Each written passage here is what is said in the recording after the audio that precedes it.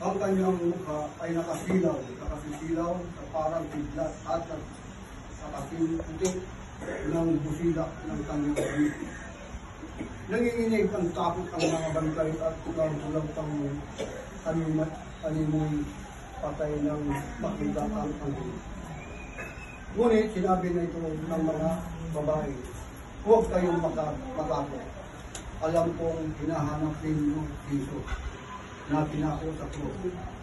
Wala na siya dito sapagkat siya ay muling nabuhay tulad ng kanyang sinabi.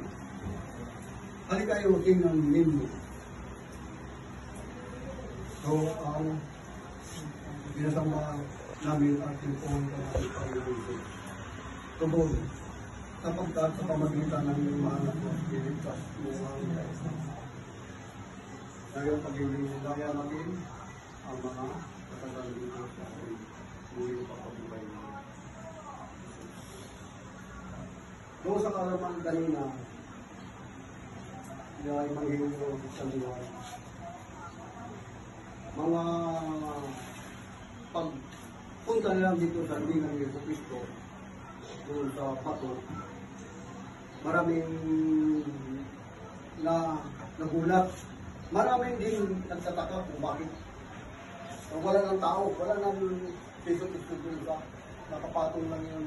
Ang suto talaga ng bibigyan nakapatong lang yun. Hindi nakakatawa yung bibigyan talaga sa ano. Nakapatong lang siya. Parang ganito, patong. Ngayon, sabi sa mga nagbabantay, sa mga katiwala, na hindi rin na niya nakita kung paano nabukas yung bato. Ang bigat ang bato, pero ang dapat yung kukunin, gumulong tayo sa pagkatawad yung tayo sa malaking bukas. Ang bukas noon, yung anghel.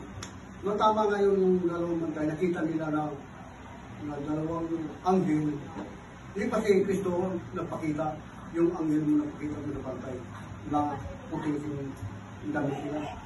Nagtataka sila nung sabihin lang yan yung pagpilit natin dyan talagang bukas na kahit sino kang gagayang magpilit mo, pag ikaw ang pumilit, wala pang tibano. Pag bukas na, diba? Lalo nang kahimugaan ng pagkabuhay ng Kristo.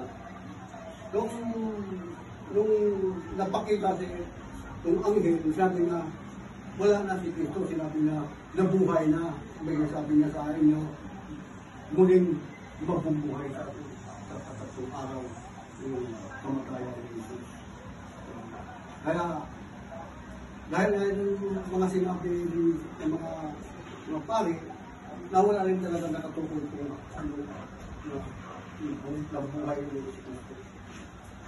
Yung maraming mga kwento ng mga apostoles, kasi Juan talaga ang nagpatulay, doon binasa ni sa Juan.